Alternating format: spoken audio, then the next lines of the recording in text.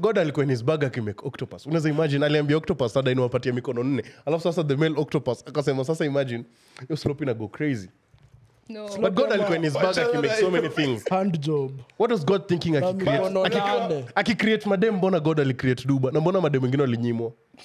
Bro, hiyo story ya octopus ndio unajua kuna story ya superhero mwenye anaweza bonga na fish, anaweza control fish, the deep. Kwa the boys Series net the boys. Bro, alikuwa na have sex na octopus every day. You've never watched The Boys, John? I have, but I didn't get there. What the hell? Yeah, spoiler alert. By the trigger warning, najua tumesema after. Spoiler alert. We do that all the time. But what I'm saying, it was different. Ana vibe nayo, anaongea nayo because anaanza understand octopus. Say imagine ku understand octopus iko na tentacles ngapi? So aliikatia Buda. Na daily yako bees. Imagine uko mechi na octopus. So already octopus iko na nini? Iko na 8 nini kwanza? Hizo zine tuseme arms.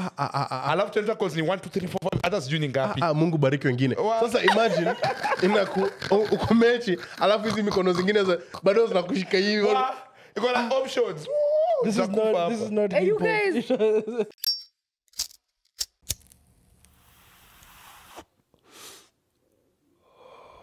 Situations flying high in them private jets. Mada kumada beat lazima kaibada. Si niulize mbona nimenyanya. Si unajua niko juu ya shada. Hata mtani niuliza leo anniversary yetu ni nikamwambia 2020 July 31st. Mimi usema August. Bro, kuna mafundi wamekaa mkwetu leo asubuhi nikitoka kwenda job. Naingia hivi kwa nasikia, Nyamita. So my address has been compromised. I was wanasikiza pod. Ukumbuki ukiwa nini kwetu ya hapo lakini unajua mafundi wa Karen niko sure wanasikiza ma podcast and shit. Ngepata fundi wa huko. Wanasikiza reggae. Isa Black Mamba. Wakuja kufix ni wafundi wa nini? Black Mamba jua venye anakaa always atakuwa nikamkweka shade profiled. Niko sure hao ni wasako tu na busy yao, si like fundi vile na sound. Mafundi but okay, alikuwa na mafundi. Hiyo ni business bro. Hiyo si ile ya Yesu kapenta like kwa mtaani tu. Uko tayari? Walisema unatumia simu sana, leo situmie simu. Guys, I'm not even going to use my phone. It's just because he was missing me, so he was texting me. Yeah? So check. Best concert ushaenda Kenya ama check. Hey. Namba mpya ya Gava tu. So tutalid in tutarusha tutachukua. Imeanza? Unaanza kurekodi? Ziko nini? Big umeniangalia leo si intro, it's the beautiful It's me, I'm the one who's introducing. Yeah. Welcome to another episode of the Sandwich Podcast. It's me, your girl, John Melly. The bad boy Owen Pipe the Don Juan sauti ya mama. Is that appropriate in this climate? Sasa ukisema sauti ya mama ni poa. Unajua kuna walikuwa nataka ukue sauti ya mama pia, lakini it's okay. I would do a better job than Pasaris by far. Pasaris afanyi shit. So hata ukienda hapo ufanye bare minimum. Niliona alikuwa anaenda Embakasi, we are going to save guys. Nigga, wewe fanya kazi yako cha mambo mingi. But anyway, she's something else. Yeah. And I really don't like her. Sure, anyway. All my homies don't like Esther Pasaris. I need her out of office, to be very honest. I'ma be honest. Papito. Achaneni na Wanjiko. You might question her competence. But you're with me. Thought you were going to say something else. Alikuwa chome lakini leo kuna hapa restriction. Kuna karao. Compliance. Usiwashi kuna karao. Baby, you know, and I'm just saying. At least episode last week I was hey, hold up. So you know Pasaris can get it. Like my vote. Like if I was voting in Nairobi, yeah, for sure. Voting in Nairobi. And you know that means you're not an ally. You're not one of us. You do not support us. You do not stand with us if you're going to vote for someone who does not. But she was on the walk though, yeah? Nigga, please. Nigga, please. She did not organize it, and she tried coming. Pasaris tried coming. Guys, Nico in such a happy mood leo. She tried. Let me finish telling you why she was in the walk. And she was just boxing herself to seem like she's been doing something. But she's really not been doing anything at all. She did not say anything. And the only tweet that she gave out was something so disrespectful and nothing in regards to the situation that was happening. She was in fact quite insensitive. Yes, she was very, very insensitive about it. And then she came there and started pretending like she had been part of this whole team before. And then afterwards, when people were calling her out on the shit, she was saying, oh, you know, we donated the t-shirts to you. Bitch, that's taxes, government. Literally, we deserved such things. It's not like it was her money or her. No, so there were others. So it was just something dumb. So Educate your son t-shirt. Pasaris, you suck real bad. Wamoshi bebe, si ati na plug stuff yake, but umeona hizi boxers anauza. Oh, yeah, she said Dem anaweza weka sura yake. So you can customize as a chick, unapatia boyfriend yako boxer yenye iko na picha yako. I'm not gonna lie, bro. Me dem akinipea shit, I'm gonna win over forever. Like, so ukienda kucheat. Over hizo. Mimi kwa nasema hizo boxer sitanunua unless na feel. So bado utaenda. Hapa mimi nimechola. You're a changed man, an honest man. Sina hata dem. Okay. Mimi kwa sema hizo boxer kama siskini kama nina. Kwa na girlfriend, saizi huna. Niachana after 3 weeks. 3 weeks ndio naweza offer maximum commitment. Niko too busy na wera sahi. The grind. Niko too sawa. Mimi acha nikushow. Boxer kama hizo unafaa unavaa kila siku ndio ufai kuzitoa anywhere else. Hey, when will you so wash it? Brenda usha get hint ya gift anataka ya Valentine. Hiyo sio gift, hiyo ni nika kulipiwa parking. Ngoja hizi count ka gift. Ngoja inakuaje gift na za jamba. Like kama hiyo ndo gift, kama umeona nahitaji ama unasema nini? We should also talk about the best Valentine gift shape. That's 100%. Guys, intro alafu ni intro hata ni jini. Anyway, mko na mimi paps na wewe? Wewe mbona unacheka visi? Harakisha niko na kitu nataka kusema. Sawa Black D. Now, talking about these, did you see Drake's dick? Why this topic is not hip hop, bro? Bro. First of all, do you guys think let's talk about it. First of all, the one who showed us this was Owen. Yeah, Owen sent it to our group. Owen ako group zenye let me tell you guys. Let me tell you how it happened. He was so excited. I'm so excited. Like I could literally picture him giggling. Yeah, read the messages. I could literally picture him giggling and kicking his feet in the air. This man was too gassed. Guys, as Joanne is getting those messages, do you think that's Drake? Bro, you're in Photoshop. I never expected that from him. Is that your man? No, like wacha kushow either yeye ni shower ama grower juu, but lazima yeye ni shower. Hey, pause. Juu kama hiyo ni on soft Buddha. Hey, dog. Let me tell you. Donga. I think that's Drizzy.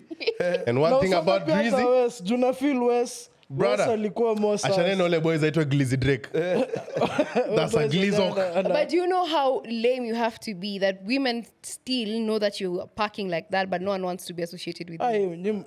Chini ya waba kwa grao. Unajua kwa grao hamjui kuna. Unless you're a loser, I don't think there's any woman who is proud to be associated with him. Kuna rapper na fuck sir. Nilisema si beef na rappers this year, but si beef na rappers. But like honestly, me I was like that's great, but the person who's holding that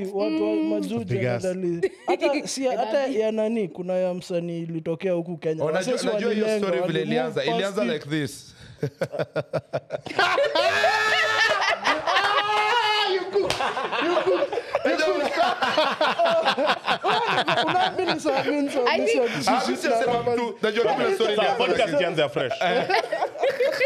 Now Joe is in jail. Please. Kuna topics kweli. Topics. Kanye bro, mbona unamuita Kanye? Kwa nini? Kanye. Ni ye. Kanye. Kanye genius. Easy. Jesus. Kanye. Hadi kuna msanii. No, Kanye means kwanza hiyo whole campaign inafaa kuwa Kanye in Kenya.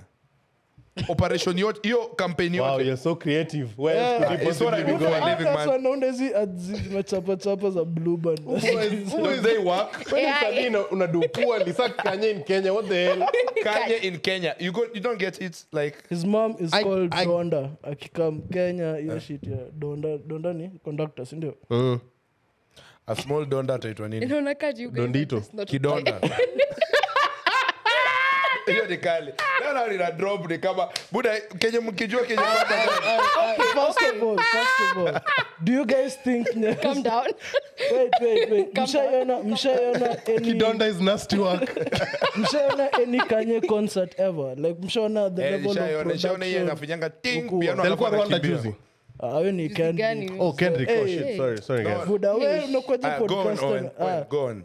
Mnadhani Nyayo Stadium ama Kenya in general inaweza handle that level of production really, bro? Yeah.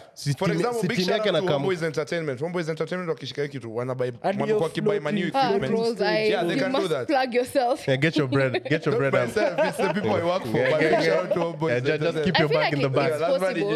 If he's coming with his team, of course, he would make sure that it's past standard. Everything he's done, honestly, has always been good. So I don't think he would settle for some mediocre shit. Because you know this big artist, someone told me with this big artist Kenya wana doing ni kama unafanya events, they come with their own sound engineer and come na laptop yake na kile and make sure sound yote kama ana come deck kuna timu yake itakuwa hapa maybe kutoka September. He can't make it video. Mnajua venye tu za Kanye kwa so chaotic bro, like ana miss dates zingine anaenda stage ana fiat acha nikushow anaanza ku alafu unajua pia does he have a bipolar disorder, like is it confirmed? Yes that's but okay, we don't speak badly on hivyo juice the same it akusaka kusema ni daktari mgani but it was a Jewish doctor.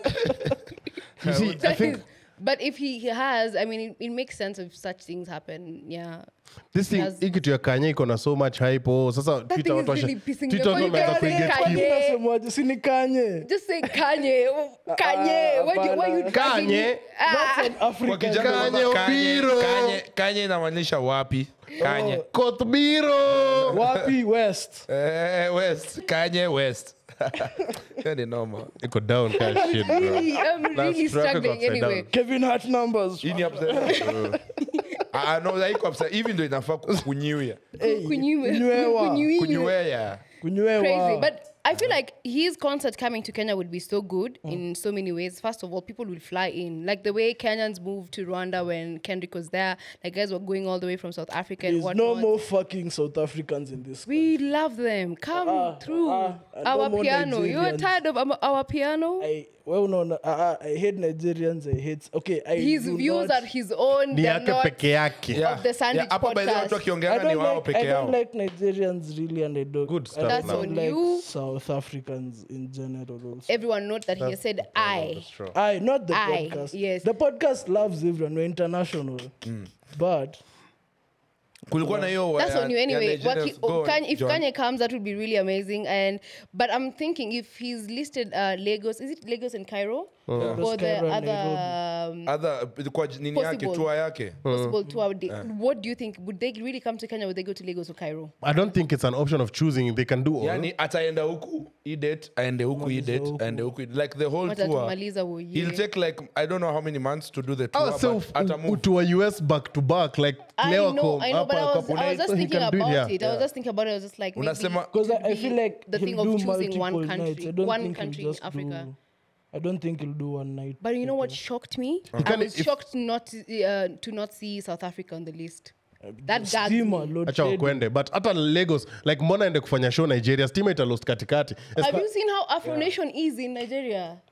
Crazy business. It's good. Au wako na generator mob. Sasa imagine hiyo setup yote ya Kenya. Unajua at least KPLC wako sometimes incompetent, but they try. Bro, ukiingia online wana vile country zingine usifu Kenya. Ruto yote atasema unaona nimewaletea hadi Kenya. Muziki mtashindwa naye. KPLC wakisikia all of the lights wanazima. Azima hiyo. All of the lights all tubes zote zinaenda. So, speaking of the Kanye concert and all, it's quite exciting. Hiyo ni so disgusting. Like, mbona mnapea boys platform? Unaweza zimia mic yake huko. Anaekewa light ati hata ndo aonekane vizuri akiongea hivi. Kuna hii honeycomb, hii hata mjeka honeycomb. Kuna ile unanipiga light mob sana guys. Uonekani and that's okay. Na umevadi white. Twinning. But tunakusikia. Niko sure Jesus atakuja kama hivi amepiga Daily Baby na Bini. Kobe cheki let's be for real. So speaking of concerts and Kenya and all that, the best concert mshaenda Kenya ni gani? Like personally.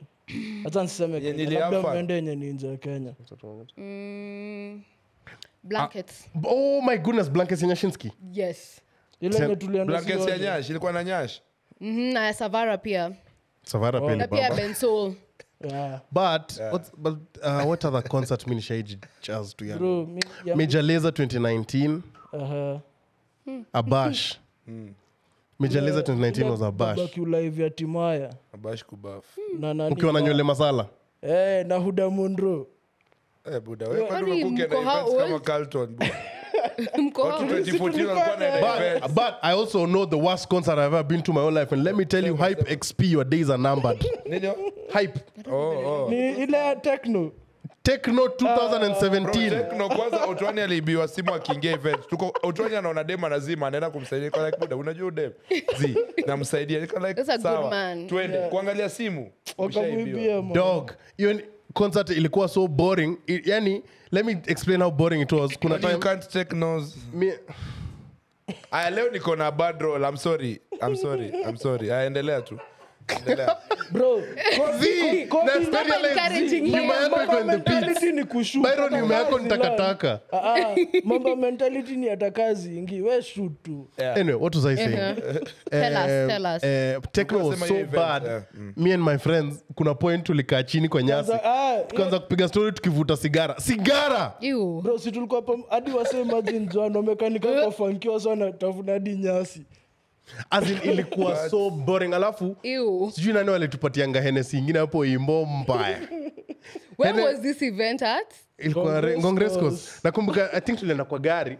Ede na Raimo peke yake ndo alikuwa ngana drive. Tulikuwa kwa gari ya Raimo watu ka 14. Na ile gari ni 7 seater. I kid not tulikuwa mbogi. Sasa nakumbuka tulienda kwa gari kupiga shots, kulikuwa na Lawson's, kulikuwa na Hennessy ingine. Sasa hiyo Hennessy nakumbuka na ishuku juu I'm not sure but I don't drink Hennessy often. But najua Hennessy inanga kifuniko ya plastic. Haikupopo unajua inakuanga na nini? Haikuwa na ile ulifungua kama chupa. Ulifungua duku buda. Hennessy ilifunguka hivi.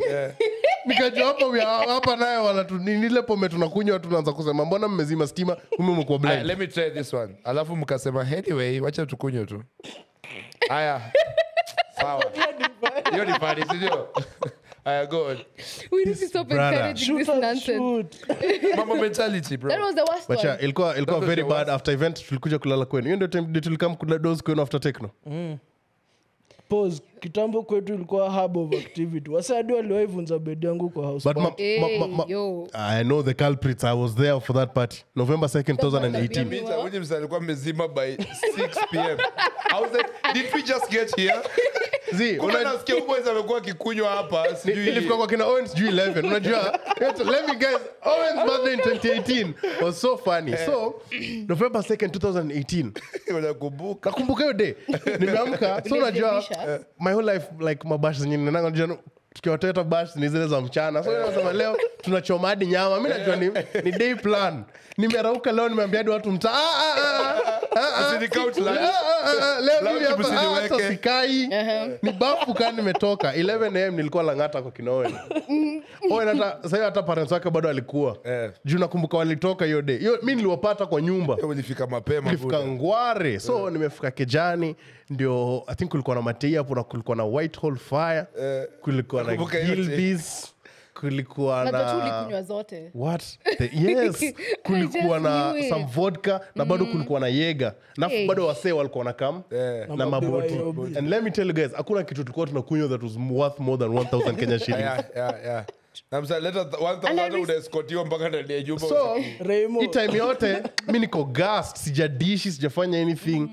Nimeblake ile yangu mbadi, nimeamka nimetapika. Sasa unajua nimetapika sana, nimeget a bit better. Niko like bas turudi tena time. So in around 6 manze. So manze ni 6 so niko excited, niko like hey kupata ukizima, niko like buda kwani watu walikuja saa ngapi hapa? Buda Nyamita amezima kwa kiti huko so, like time naamka thank God ndo nyama ilikuwa inaanza kuchomwa ya kula nyama. Otwani anachomanga nyama. So actually kitu hata iliniamsha ni kuna wasee waliingia kwa room boy na dem na nakumbuka nikalock eyes nao hivi. Ama boys walikuwa wamekaa kutembeza kidungi. Of course they had to. So wame walk in hapo wanapata a culprit. I really don't believe that you use kutembeza kidungi in sentences. Your room nilipofungulia Nyamita kubleki pekee. Bro, so I think hata nilivomit kwa floor kwa hiyo room nini. So ilikuwa such a messy place. So nikaamka nikasema hapa na Dubai. Unajua sound unaanza kuona sunset nini. So nimedoze. Chasa niamke saa bashi anze. So naamka nini nikienda huko nje kutafuta hata mop nikam ni clean kurudi mlango imetingwa. The next thing na amevunja hibe. Ticha mimi niliwaona. I know we na wajua. na ilikuwa very messy ndawa show but odem ni dem mnajua ni best state plan no nigga ndo return out kwa scam but how vigorous does it have to be to break bed sijaona hata kuvunja bed maisha yangu mdogo kimwili pause like hata wezi dhani wako na alikuwa mkonde acha nikamwona unajua bed watu toshana ule boys na alikuwa na push p what ile stuff alisukuma so unasema party yangu ni one of the best events ushaenda but yes but your birthday ilikuwa one amazing house parties shida ni bila dem huwezi kuwa host you fell off bro uli fall off ni quality ya madem sapi walikuwa hajui kuhost you needed a woman to hold you down. Can we move on? Speaking me, my worst concert. Yeah. Aki, you guys will not be proud. Chris Martin. Don't ask me what I was doing there. Yeah. No. I guess you were mad. Leo naangusha tu hizo moja moja. Mimi leo siongei sana. But yeah, I really was. Chris Martin was so bad, and I still can't believe that shit happened. Like, it's one of the concerts that you just look back and wonder, why the fuck was I there? I don't even like reggae, first of all. I only liked one of the songs. Kufanya ukaenda reggae. Kidugi gani litembezwa ni ukaenda reggae? What made you go to reggae? Anyway, I went there with my cousin. It was nothing too crazy. The person I was seeing at that day... cousins, wanaitangwa cousins. Ni si mwongo zuri na wamenga tu as it is. You take what you want. Anyway, so I went there with my cousin, and the person I was seeing at that time got so mad at me because I wanted to go to the concert. Yeah. Apparently, he didn't have a ticket. I was like, how is that? Like, ununue ticket tuende. Mimi niko nayo. Wewe. Like, you know, what's up with you? Why don't you have a ticket? Yeah, anyway. So I went there. It was crazy. I mean, I was dressed well, but... the thieves that we saw that day were insane. Like, there were too many. Uliona mategi. Wale si thieves. Unajua kuna thieves na kuna wezi. Kizungu ina sound poa. Thieves ni wase. Wezi. Now do I say it in Sheng? Mapinji. That's what I saw. I saw mapinji for real. Those guys were brutal. So my cousin was holding her phone on their hand. I mean, it's always safe to do that, to be very honest. When you go out, it's best if you hold your phone in your hand. That's where you at least... If the person really wants to fight you, and that is exactly, I don't remember, 2019? Should be? Audio hizo times, audio squeeze ni so. And you can imagine, I think it was in Congress Coast. So it's muddy, it's raining, there's a lot of thieves. So it was a lot of chaos. So my cousin was holding her phone. Ngong, yeah. So she was holding her phone like this. One of those guys came and tried dragging it, but how she's holding it tight. Na kona grip. Umesema grip na kuzo wako kona nayo. Hey, yo. Calm down. No, like alishikilia simu. Calm down. Okay, aya. Dime stop from that. Mnaweza introduce kitu ka belt nyaunyo hii place tuange nayo rada. Mtaki act crazy. Anyway, she was holding her phone in her hand. This nigga literally dragged her, so she fell. And he was still dragging her like on the ground, trying to take the phone away. What? And then I hadn't realized. So see me, I'm holding her hand at the back. It's raining. So when I'm coming, my cousin is down. Someone is in it, so I have to go fight him off. Lakini John, what would you do about it? Surely wewe. Ile time ulikuanga na Sony. Ungempatia simu yako. Xperia. But that's and you're in my business too much. How do you remember that I had a Sony? Umecheki buda shika hii please. Umechukua hii yangu wachana na hiyo. Nilimgonga. Akacha na simu. Sasa si watu wengine walianza kukama akaskata. And imagine at this point we're trying to look for our Uber. So what we had later on was Uber drivers were like making an agreement with some of the thieves. Yeah. So they sort of distract you with like, oh, tuko hapa, niko hapa. Kama hapa, kumbe hapo ni magondi. Bas, that's why they catch you, they steal your phone, they go. It was a crazy night. I will never do that again. Now, ukiniona concert to Jeff for real, maybe niko na security. Yeah. Concert ni live show. Yeah, big shout out. More details. Anyway, niliteseka lakini kwa sababu wezi pia wamefall off. Sikuizi wezi nika they're not about their business. Bro. Mabuda, can I tell you a short story about wezi wakinibia event ilikuwa inaitwa Daylight Insomnia number 6? Hiyo ndio tulikuwa mabesi. Hiyo tulipata baadaye wote kwa nilikuwa napatana na Owen. Patana na Owen chuo, of course unge notice Owen juu ni mrefu, akona tabia mbaya, unajua vitu kaa hizo. Utajua ni Owen. So nilijua Owen tulikuwa daro different. So nilikuwa naonanga umse, but then there was this group, mimi nilikuwa naishi Kisumu. but nikae kwa group ya wase fulani wa Nairobi ma bad boy yani wanaenda events hadi so wamepanga kwenda daylight insomnia my events chiko hadi zinauzwa kwa group ni na hizo ni type tunanunua ticket ilikuwa 500 si ndio ulikuwa unaenda town ku buy ticket Cold Stone fulani una Cold Stone ama Trick base una buy ticket ni wa flexie nilikuwa market at that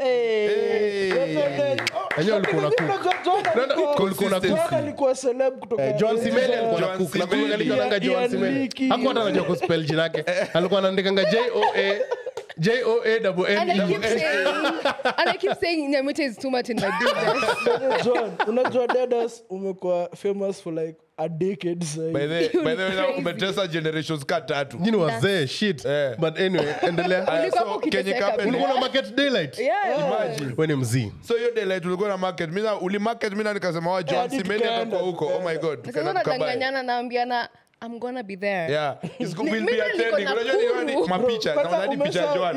We'll be attending. Ilikuwa kutembea na hizo ma placards there. Najua kwa hiyo post ya Success Nairobi. Influencers fell off. Yeah. Nigga what? Na unajua sema kuna there's no real influencer right now. Kitambo alikuwa anaenda game master. Hakuna influencer sasa anaweza fanya nende event. Anaenda Central Park. Really? Hata mimi. Acha nikushow.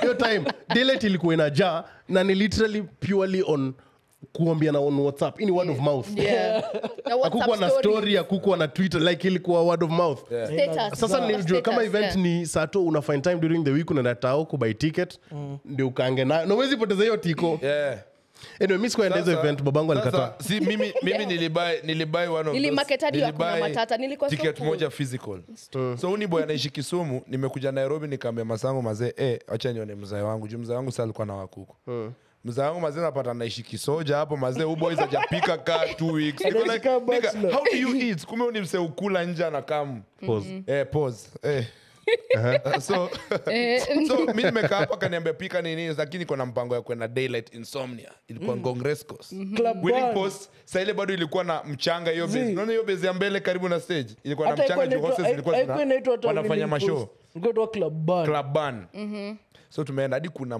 drone manini so tumeenda pale all of a sudden nikafika majioni na realize hapa mawalach wamejaa sana like nini ma Somali guys wamejaa wengi one of the safest place you'll ever be maodi ya kitambo walikuwa na uniform ilikuwa hizi ma boots ka safari boots jeans yenye ni don't touch band moja ya reggae hiyo shit t-shirt scouts you could literally know t-shirt scouts na kofia rings na mapet coca up to date if I see someone with like silver rings I'm just like hey so kitambo hivyo ndo odi generation yetu hivyo ndo walikuwa na wasikuizi wanavaa sijui smart Versace sikuizi mwizi hata unafikiri msana ni mtu wa sales wezi sikuizi vile wewe unasema wana vape wanataka kuvuta shisha like real thieves walikuwa na roll tobacco kwa gazeti like can you focus mse vidole zishakuwa brown ako 16 uko so mimi nika notice kuna influx ya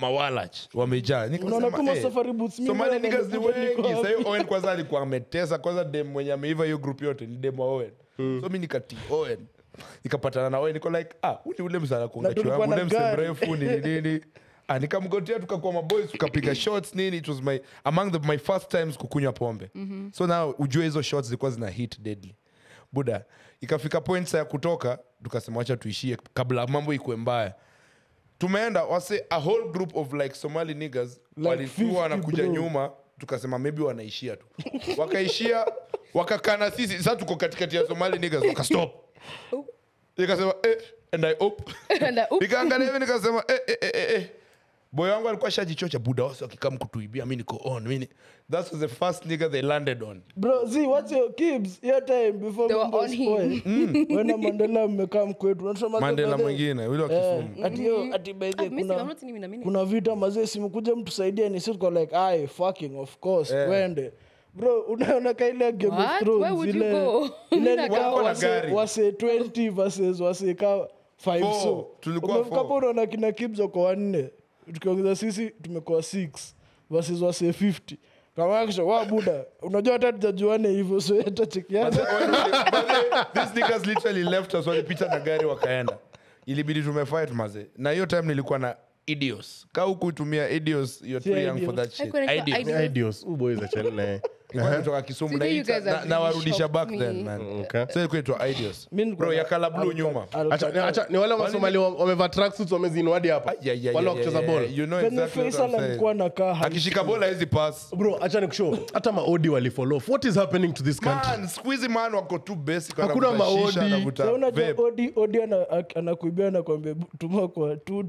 Ati tuma kwa hiyo paybill. Good paybill. And let's talk about it though. Yeah, let's talk about it. Let's go there. What the hell is happening in this country? Did you see that they were saying that school school fees you pay through e-Citizen. Hata niliona hadi lunch ya cafeteria tunatuma through e-Citizen. What is the purpose budget ya bundles? Saka sina bundles kule ama nini? Like if I don't have wifi bundles kabambe. Aya, wewe si hebu tuambie what's going on? Huko ndani sana. Listen guys. Political analyst. Just a politician akianza anafikiria uongo ingine deadly. Naivas Mutaingunyu. Mimi quick mat Mutaingunyu. No guys, let me tell you, hii kitu ya inaitwaje? Centralized payment thing. It is part of the larger scheme of digitalization of the economy, sindio? Correct me if I'm wrong. I'm not supporting it, but I'm saying that's their plan. Okay, tell us, That's their plan. Go on, snitch. I don't think it works or it makes sense to anyone, especially because a larger majority of people who are paying school fees in public schools, uliona seeing some politicians were saying, kuna wazazi wanalipanga school fees na mahindi. Wanaenda wana farm, so badala ya shule kununua mahindi, anawauzia hiyo mahindi, lakini his part of the money inakuwa kama school fees for the child. Gunia moja 4-5 alafu anakupea kama 30. Mzazi mwingine ataleta kuni. I like that. Kuna mzazi mwingine analeta maragwe, kuna mzazi mwingine atawaletea mboga. And that's how you can see those people at the top are really out of touch with whatever is happening. Completely. They're really out of touch. So, hai make sense kwambia mse mwenye akona gunia zake za mahindi. Aweke e-Citizen. Yeah. I'm not supporting it, but the idea is to digitalize the whole economy in the aim of cutting down corruption. Might not work out. I mean, we still have so many things to fight before we get to a point where we are fighting corruption by making all government records digital. Yeah. So, which is quite insane. You've said, like, there's literally little to no money in circulation. How the fuck do you expect these people to comply to that? And you're literally not giving them any other option to try find a way to adapt to this. Come out the way we were being told the thing for these cards, Huduma something. And the Huduma card. What were they? The Huduma number. Huduma number. Social security number. Yes. And you know, it was really making so much sense. Like, yes, the way they were saying social security number, yes, it was that way. But then they were not going down and explaining to people what this is about. And then instead of educating people on this, they start threatening you. You should do this. You must do this. And then they make you feel like complying to something that you really don't understand. It's like you telling me right now that I should be drinking hot water only and chapa if I don't drink hot water. I'm just like, okay, sanita do na sipendi maji moto na sielewi mbona nafanya nikuwa nikikunywa maji. Like, it makes no sense. Like, then there's so many people, majority of our population, I don't think people really understand the digitalization of things, like especially the parents who are paying school fees. If you explain to them why they should be paying through e-Citizen, to them they'll be like, why? What is the problem with the previous one? No, also, personally, I really don't mind it. Like, but I just wish the implementation ingekuwa better. Like, first of all, mulipe wase waweze kuunda e-Citizen iweze kuhandle all that traffic, crazy, all that money. E-Citizen is handling traffic. Hiyo wapatie. Bro, E-Citizen is handling the traffic. Some services, you know. No, the ERP system is working quite well. Really? E-Citizen system yao iko sawa. E-Citizen ilikuwa down, nilishikwa na karao sikuwa nimerenew license nikitaka kurenew before akuja nichangamkie. Wewe unanga bundles, wewe pia sasa sangine pia msiblame serikali kila kitu. Bora ndio they are wrongdoing. Lakini wewe acha kuwekelea. Monthly bundles. A bit more serious. Kuna which can end. My baba today was telling me in the morning, he was like paying his NHIF again. Na ilichukua 2 weeks for it to come through, like your tax could come. So unaona venye I wish wangeza kulipa like more developer nini. On the side vizuri kwanza. Big shout out to Ike. This is a developer, big time. Wamajua hadi naku. Wa console tu na ase hata walipe. alafu wafanye like a desensitization program bro like when umesema John we need like we awareness desensitization is sensitization but the same thing desensitization and sensitization the same thing anyway yani Like, that's the same thing. tuna this anyway go on wacha niwache you Avoid stopped that. me my and you Avoid know, that. You see, like, awareness basically. of like of what exactly is happening. It's like the way we have this new e-teams thing that is happening for creators where we have to submit our invoices through like the KRA portal, and they are actually having classes to teach people about what is happening and why we're doing this. And people not only her but also they have points in Nairobi. I'm not too sure about where they are, but they do have points. If you just Google, you'll find them. Yeah, so they do have. I got you. They do have locations to educate people on what exactly is happening. The information is easily accessible, and they were able to communicate that this and this is happening, and you can find information here, and you can do this and this. So if they do the same thing with the whole e-citizen thing and making payments through that, and they help people understand why they're doing it and the process they're having behind it, if it's to curb corruption, well and good, we're going to believe it. They just explain to people so it makes sense. Because mimi ukiniambia nataka ninunue lunch through e-citizen, that is crazy. It makes no sense. Why are you taking me through a long process where we have something short which makes no sense? Mi kila kitu yangu automated. Mi nikiweza kuwa na system yenye siav kutoka kwa keja ku apply passport what it is what I think they should do badala ya sasa kuweka tio watu wanunue lunch na citizen why don't you go to the vendors system yao iko integrated sisi tunaendelea tu kulipa vile tunapanga M-Pesa, yes. then system yao inakuwa integrated inakuwa broken down that is one. Yes. Two, the whole problem around this whole thing and implementations of very many things, for example housing levy, the new health scheme. What else was there? There was the... anyway, point is, good motive, yes, it makes sense. Yes, it makes sense. It makes sense. Inaza saidia sana. What we don't have is that trust in government. Government yetu, hatuwa trust ile design ya nyinyi mkikatai pesa yangu ukweli, itaenda hivi na hivi na itasaidia. It's a good initiative, but is it being implemented correctly? That's Three, the thing, yeah. The president's team, the government at large, rather, most of them, first of all, are clueless. Kama saizi ukiangalia hii the SHIF scheme, pia ukiangalia unabonga kwani mulirudi kwa chunga you guys mulirudi hivi zingine bora uko SHIF wanatupea loan ndio tulipe gava tulipe hiyo hata mimi siku hata uko nasema ukiangalia watu saying leadership iko hawalewi kitu wanaduju una disconnect na ground. Ukiangalia waziri wa health ukimuuliza atakuexplainia, PS wa health atakuexplainia, but ita PS wa industry, ita PS wa sijui nini, ita governor, ita senator, mwambia kuexplainie, half of them might not be able to break it down. Yeah. And this is wrong because watu wanaendanga kwa mazishi kuongea, watu wanaendanga church fundraisers kuongea, watu wanaendanga hizo gatherings kusema this and that. Maybe that is their platform to try and explain this is how the scheme works in a breakdown. But mse yako hapo haelewi hiki tunafaa kufanya nini. Ukiangalia kile scheme ya housing, PS wa housing alikuwa na sweat akijaribu kuexplain. Bro, na unajua amekuwa kiwa kwenye staff juu alikuwa bado apparently PS wa housing under Uhuru bro. So any shit amekuwa nakaa 5 years ya kuperfect explanation bado ajui. It really makes no sense when you're the person who I should be getting answers from and you literally cannot give me any answer. It makes no sense. Hata danganya bro. And no, I would rather not. But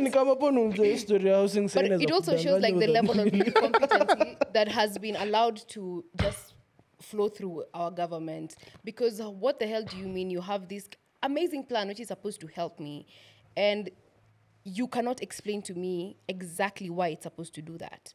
And then instead of that, you're fighting tooth and nail to get it done, but then you cannot even explain to the people who are being affected by this as to why you really need it done. Like, it makes no sense. The disconnect between the people who have all the access, all the money in this world, and the people who barely have anything is so crazy.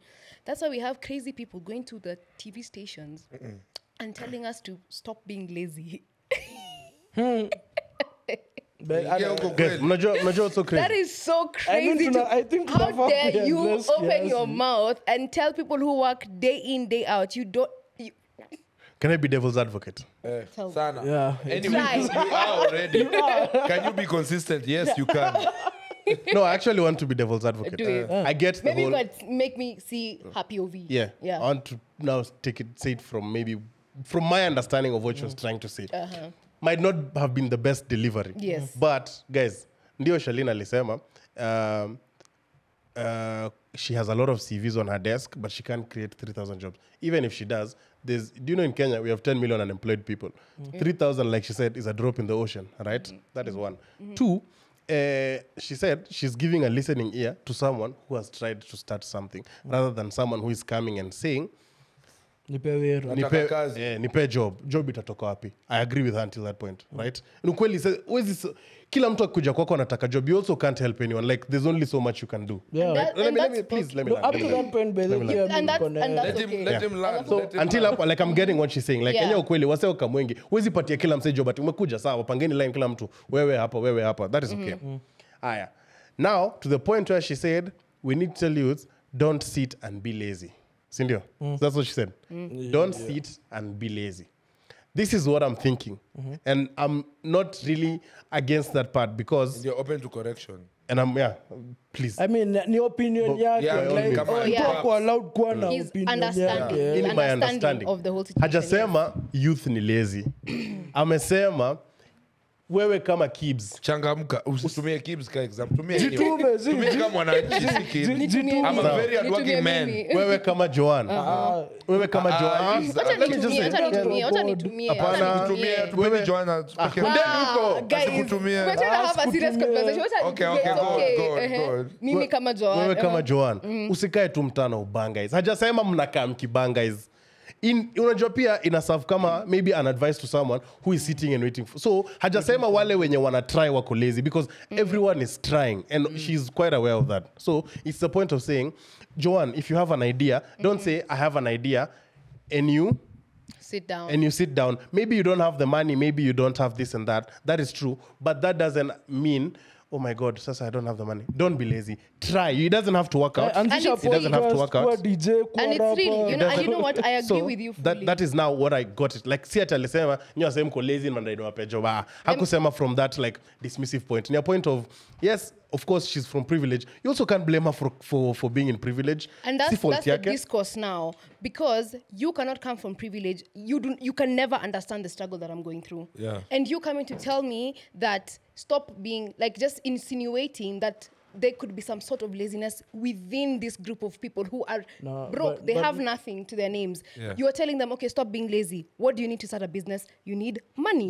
What do you need to start anything in this damn world? To be fair, though, not all. And genuinely, no. To be very honest, it's not that easy for you as a person who's not grown up seeing any struggle to come and tell someone who's literally been born in the struggle, grown in the struggle. Do something. I have been. But okay, listen, because what we are usually told is go to school. If you've listened to stories of the kids in Turkana, in any parts of the country which are not fortunate enough, listen to their stories. Wanasemanga, my parents fought hard to take me to school because they knew that is the right way to do things. I'm gonna be successful in this. They go to school, they pass. They don't have money to take them to high school. Again, they get fundraising in Nini or they get someone to sponsor them. They go to that.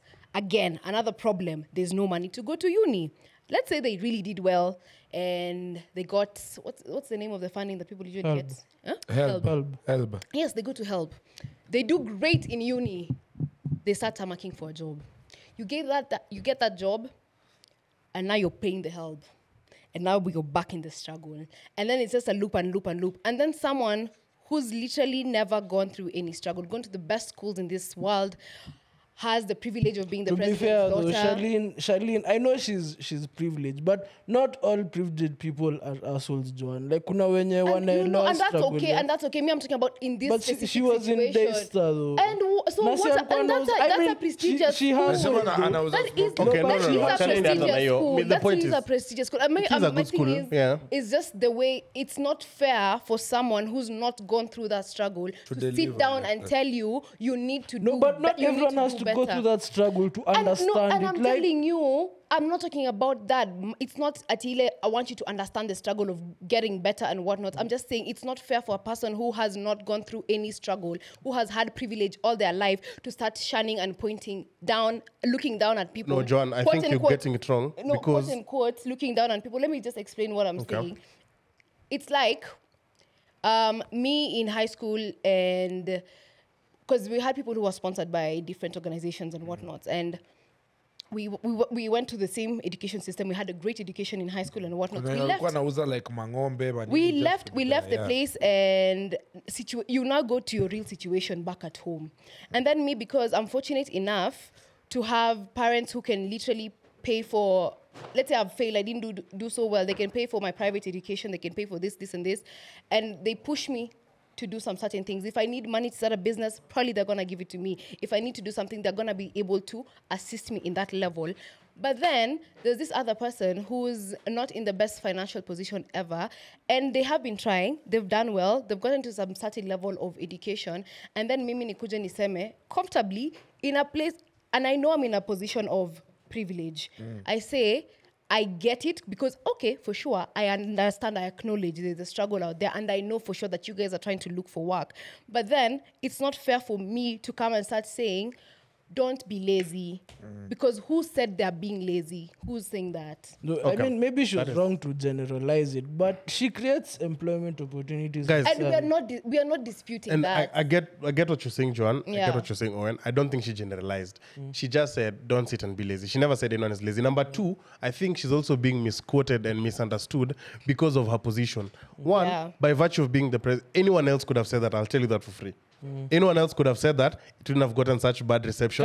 It's only the same thing. It's only being taken badly because unimtewa preso. Unaget. And that's okay. But at the end of the day, I still think it's true. Don't sit and be lazy. If you can do something, you can do it. Also, at the end of the day, she also can't help everyone. Neither can you, neither can I. True. So the point is, Hajasema, don't sit and be lazy and undermine anyone. I know for a fact, okay, not for a fact, but I would love to believe it did not come from a point of misdemeanor. Yes. It did not come from a point of looking down upon anyone. It did not come from a point of where, yani you're taking the piece. She wasn't taking the piece. Udem anasema tu ile, genuinely from where she sits. Because you know she's speaking from where she sits. And that's okay. So you see, the that's point what I'm is, telling you. Her view of life let me is just completely finish. different from every other person. And I love that you've brought up because that's where I was going next. So what I'm trying to say is you also can't assume that she does not understand struggles that other people have gone through or are going through, in as much as she is the president's daughter. I mean, what is the metric for saying hailewi kila watu wamepitia? She's interacted with people. She's gone around the country. She has seen these things. And what I can literally say is until you walk in someone's shoes, you can never relate fully. That is completely true. Yeah. No one is disputing it. But also, she should not get so much shit for saying what Kevin would have... I mean, Austin would have said today and gotten no shit for it. I mean, all this shit is only being said because of her position. But from where she sits, read the fucking room. You can't read the room because what room are you reading? It is true. People are bringing... You also read her room. Si watu pia wanamletea CVs na haizi wasaidia wote. Which is true. But she also can't now... Okay, even in as much as she is speaking to everyone, she's not speaking to the completely poor people. But who's who the are message down going in them. to? The message is general to the general. She is talking in a media house. The message could be going to you, telling you, Joanne, don't sit and be lazy. And you know, it just because happens that in the society, kuna Joanne na kuna Joanne mwingine mwenye hako in a position. It's good that umefika hapo. Let me just say this. Maliza, land it. Yeah. Let me finish. I was not angry at what she said particularly because telling me not to be lazy is okay. It's just that read the room first of all. Look at the situation of the country and knowing the power that your voice has. It doesn't make sense. Ni kama who can I use? Let me just use the president actually. Let me just say it's like the president coming to the ground and literally telling us that you guys should stop being lazy. I don't think anyone would take it well. Knowing the power that she has among the youth and the voice that she has. Hakusema don't be lazy. Hakusema stop being lazy. it's in those lines. Clearly, the same thing that Kim Kardashian did. Interpretation. The same thing that Kim Kardashian did, and she said women should stop sitting in on their butts and wake up and do work. And how she even the way you've explained it, and I really got her message. I'm like, yeah, if you were working, like boss up and do everything like that. And I get it can be motivational, but again, read the room on how situations are. The situation. I feel like she's just saying guys, and it's so crazy. Guys, it's good. Unajua conversation by the Taisha. And speaking of speak na kusikiza na government na everything na Kenya na East Africa. Najua mjasema East Africa. But let me just take it there. So AFCON is coming in 2027. It's coming to East Africa. Kenya, Uganda, Tanzania. Hapana, kwanza nataka kuza Johnson alimoja kabla kutoka. Hapana, wewe buda kwani kwani unabadilisha lini? Nini? Unamsaidia Wacha niulize. Acha nimuulize swali. What do you think she should or could have said that would have been better? Addressing the same point that she did. That's it. So alafu mngesema, so you think we're not hardworking? Don't be negative. Don't be negative. Be positive. Instead of saying don't sleep at home and be lazy, say be hardworking, guys. Sijasema mtu ni lazy. Nimesema changamkeni. A negative term ka don't. That's bro. Chuo hiyo ndio kitu iko kupatia. I would say what I feel like would have been better in that whole situation was maybe like take the opportunities that come your way and maximize them to your best. Okay, don't tell me. I get it. Okay, Yeah. So I mean, back to my point, it is a whole issue of how you took it and interpreted it. But I also just think because of who said it, and that's true. And that's the only reason. And I think, and I'm saying, people gave her so much shit. That she did not deserve. Read the room. Read the current situation in the country. I could deserve your shit. She might have said, but guys, give us some grace. Wacha nipeleke kitu kwa kitu audience yetu ina lavingi. Cheki. Pia wana love of course. Like percentage mzuri. But I'm saying good old relationship. Let me go back to the good old relationship. Does your other half, girlfriend, boyfriend, whatever, have to ask you for Valentine? Najua tunarudingi kwa hiyo na lazima tutauliza tena. We asked it last year. Lazima kwa hii mwaka hii. What some of the best gifts ushaipata? For Valentines. Mimi the best gift nishai get ni cologne. I think you alijua napenda cologne. The worst. Na what if alikubaia cologne amekuwa kibaia maboy wote? I still pull it off better. Tunaweza vaa the same cologne, kwako itakaa kitu ya 150, kwangu ni ya 150k. Kuna difference. The worst gift nishaipata ni t-shirt bro. Really feel so inconsiderate. So hiyo t-shirt kwanza hata nilipea kwa ulitumia kama kamera. Nilala over nikampea hiyo shika t-shirt enda nayo. Don't give a nigga clothes as a gift. Except hizo boxes za wamoshi. Hizo baya mse. No socks, no atutaki hizo vitu zote. Can you just give me something in store? Jay have Valentine's my whole life until last year. Na this year uko umemuuliza ama umeassume? Apambane. Yeye ndo akuulize. Sasa nikukatie ni kuwa scout ni kuwin. Sasa and I always tell you, uwezi shinda election na uanze kucampaign. So ufanye kazi. Ukipewa ofisi unafanya kazi. Usikaje wa magari ukitembea. Do not ask anyone to be your Valentine's bwana. Mboga tena kumwambia mpe kura. Anajua he'll ask you out. I know what I'm talking about. Let's go. Let me tell you. Once someone is your girlfriend, automatically they become your Valentine. Who do you expect kwani? Sasa unataka nani ni kwa naye Valentines? Number 2, president akiweka Biblia hivi chini automatically. Yani commander in chief afai kwenda military. So mnaweka rules zingine wachana na hiyo maneno. Good, this is where we're going. Acha swali. Wait. Mind you, he's asked his girlfriend out. You guys are just being like acha niulize swali. If you guys let's say your anniversary is on the 14th, na Valentine's that birthday is so 14th, lazy. how many gifts are you getting? 1 or 2? 2. I mob. 2. Not even 2 may limit, bro. Kainge kwa anniversary ungebuy vitu mob. Kainge kwa Valentine's ungebuy vitu mob. So but someone like me, nigga like you, bro, and naelewa. I know your shit. This my nigga. I know your shit, bro. Acha kushow vitu nimepanga tu ya juu. Acha naisikia kwa hii podcast live for the first time. Nimepanga mpaka atashangaa, wow baby, you didn't have to do this. No, I had to. Like I had to, baby. No, like you understand what you're saying, right? Like I had to. So I think single people anyway, are just, chilling. You said watu single. So Valentine's mnaenda wapi Valentine's? Watu single. Anyway, atujali. So let me tell you. No, ain't nobody give a shit. Very important. I just remember last year these guys found me at dinner with my siblings. I was so embarrassed. Like, yeah, like, bro, Valentine's I mean, najua unapenda na bro wako. So this year mnaenda wapi ni avoid. So this year mnaenda wapi? Kama mtakuwa na mama yako anaweza kuja nilipia hadi bili yangu. Single guys, this year mnaenda wapi Valentine? I think last year Valentine because itakuwa hii wiki na bro. Bado nilikuwa kwa hotel room this year bado a different person. Definitely a different person. Definitely good. That's crazy. good. I mean, si tumeanza kuongea I think February 9. Una living like a homeless person. That's you how to guys, but you know what? I saw some TikToks that are saying, why don't homeless people just rob a bank?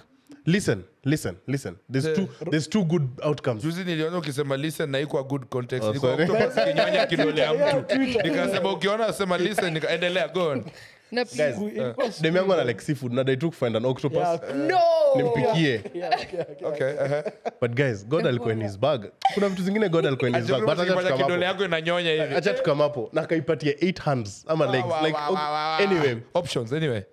Octopus sloppy. Octopus zoishi meshapoa. Go on. Octopus zikipewa sloppy na another octopus. Hapana, tulikuwa Valentine's. Hapana. Nilikuwa nasema was a homeless get rent Sky podcast. One moment ni Gava, the next ni Octopus. Ikinyonya mkono. Nilikuwa na washow homeless people wakirob bank kuna two positive outcomes. Either you get so much money ama uende jela upewe food na accommodation. Yeah, free B&B. Wataibaje though? But your freedom. Unaingia tu na unasema neighbor. Mse homeless Kila mtu chini una weapon on anything. Makarao kuja okay you got me. I feel like maybe not in Kenya. Mse homeless yake mkono kwa haga kufanya hivi nusa. Utampea kitu yote kwa dunia bro. Najua nilisikia wase wengine wa sandwich. This guy. Ulisikia story wase wengine wa sandwich wakiona makarao na kam walikuwa wanaita Mbakayad. That was the name I was given. Ini story ya ghetto deadly. So you better listen. Walikuwa zinaitwa Mbakayad. Wakiona karawa na kama wametoka kukula sandwich, wanaisunda hiyo mtaa. So karawa kikaba nini wacha kudusa kidole ana realize wa. Na baadaye wakinusa kidole. Anajua niki ulikula jana. Wakinusa kidole wasikeshoni wanakupiga ngambata mbaya nilikuwa na mbo hivyo. I know it's disgusting but when cops pull up I put the crack in my crack. Young thug. Yo guys, I'll take another break because God alikuwa in his bag akimake octopus. Unaweza imagine aliambia octopus sada inawapatia mikono 4. Alafu sasa the male octopus akasema sasa imagine you sloppy na go crazy. no. But God alikuwa in his bag akimake so many things. Hand job. What was God thinking akicreate madem? Mbona God alicreate duba na mbona madem wengine walinyimwa? Bro, hiyo story ya octopus ndo bila. Unajua kuna story ya superhero mwenye anaweza bonga na fish, anaweza control fish, the deep. Kwa the boys. The boys, series net the boys. Bro, alikuwa na have sex na octopus every day. You've never watched The Boys, John? I have, but I didn't get there. What the hell? Yeah, spoiler alert. By the trigger warning, najua tumesema after. Spoiler alert. We do that all the time. But what I'm saying, it was different. Hadi ana vibe nayo, anaongea nayo because anaanza understand octopus. Say imagine ku understand octopus iko na tentacles ngapi? So aliikatia Buda. Na daily ako busy. Imagine uko mechi na octopus. So already octopus iko na nini? Iko na 8 nini kwanza? Hizo zine tuseme arms. Alafu tentacles ni 1 2 3 4 5 hata sijui ni ngapi. Mungu bariki wengine. Sasa imagine uko mechi alafu hizi mikono zingine bado zinakushika hivi. Iko na options. This is not Hey, you guys. Maybe let's be down with I think we should wrap up. Let's wrap this up, guys. Thank you so much for watching. Thank you so much for watching. 5 minutes. Thank you so much. Uko na anything to say? At least tujatumia simu episode umetumia. Nimetry. Nimeavoid. Nyima haters kwa comments nimewacheki. But then you guys did notice mnasomanga comments sana. You guys really attached to your feelings. Yes, we are trying to get the na unakajoana hapo mazee akisema nimeanza kusoma comments juzi. I'm not impressed. What? Why? There's some guys lazima utaharibu. Uko sawa. Au sina tamchapa. Big shout out to Osi, big shout out to Biggie. Big shout out to Black Mamba. Mazee nilipostio vida TikTok wakasema community guidelines. Kwani wase wenyu kwani hatuwezi you guys can take jokes or something? Like tuliongelea story ya kanzu hiyo. nikaeka picha ya kanzu. Community guidelines ili strike, it wasn't airing, ikatoa. Kwanza kuna YouTube video yetu moja pia imepigwa nini? Gani ni hiyo ya ya kitambo tukiwa Triomini ya kitambo. YouTube ama ulikuwa na unajua what it was strike ni ile ya babe come with chill. But wali strike ni Joanna akisema something about hating men. Wallahi. Nilienda kuangalia. Wale men wamepata sauti. YouTube. No, listen. Joanna alikuwa anaongelea men vibaya. Yeah, ni mnajua mimi naangalianga backend na niliona vida mbili. And I'm saying this. I just hate dumb men who do dumb things in the society. Not every man. Not every you guys. Yeah. Because unakuonanga pia unakuanga buda up once in a while. Uko so gay. Okay, not too much on me. Not too much. I love you guys. That's enough. Guys, nimerealize kupata love around live show hapo like. Call it love show. Anyway, that has been the Sandwich Podcast, ladies and gentlemen. Usituache kama last time. So it was show last nini can you notice guys? I think this as an episode we need to work out, guys, because they realize no one is fat. You guys are just plus size. But I'm saying to nini kidogo. So from the pictures, consistency nayo consistency yako nayo. Unajua what's so funny guys, but I wanted to say this. Nilikuwa naangalia video zetu za kitambo and like pictures hata Google Photos ikiniletangalia 3 years ago. Do you remember 3 years ago? Niko na picha na Owen. So kwa hizo picha Owen anakaa mdogo, but funny thing Owen amekuwa big my whole life. So I'm trying to catch up to. So I'm trying to wonder what will I see 2 years from now. Consistency. Yeah, so I'm just saying guys, putini work out kwa your routine. Not only is it not because we are fat. No, I've not said we are fat. Not only because of that. Because pia nakupea clear mind. Niongeza nini kwa routine yangu? Kusoma Bible daily.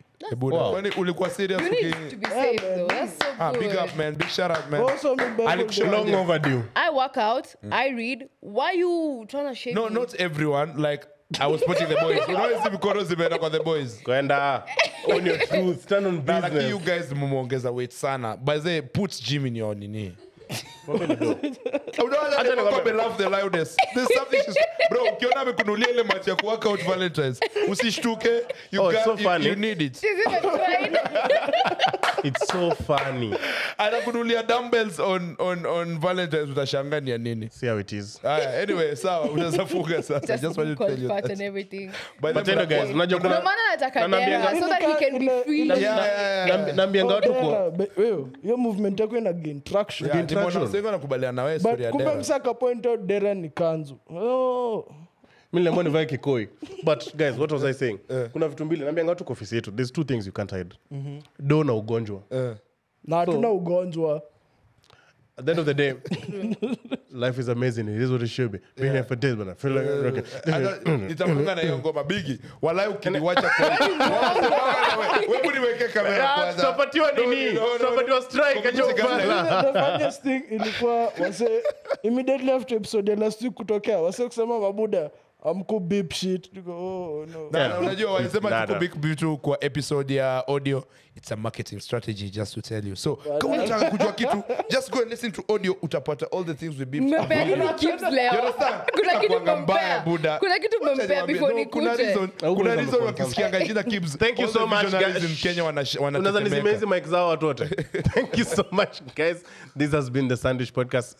Thank you so much for always listening. Please remember to follow us on all our socials. But kwanza kabla uende kwa socials, like hii video. Thank you for watching mpaka hapa at this point. Like hii video, comment, sema kitu unasema nini. Bado ile the previous video tuko na target ya 10,000 views, 10,000 likes. So be about it. Hata hii stand on business. Kila mse like, comment, share, subscribe. Stand on business. Look at you dog. Subscribe, finya bell nini. Follow us on Instagram at the Sandwich Podcast, Twitter SandwichPod1, TikTok Sandwich Podcast KE na YouTube subscribe jina hapa chini. Thank you so much. Bye guys. Bye guys. Toodles. Witches flying high in them private jets. Mada kumada beat lazima kaibada. Si niulize mbona nimenyanya. Si unajua niko juu ya shada.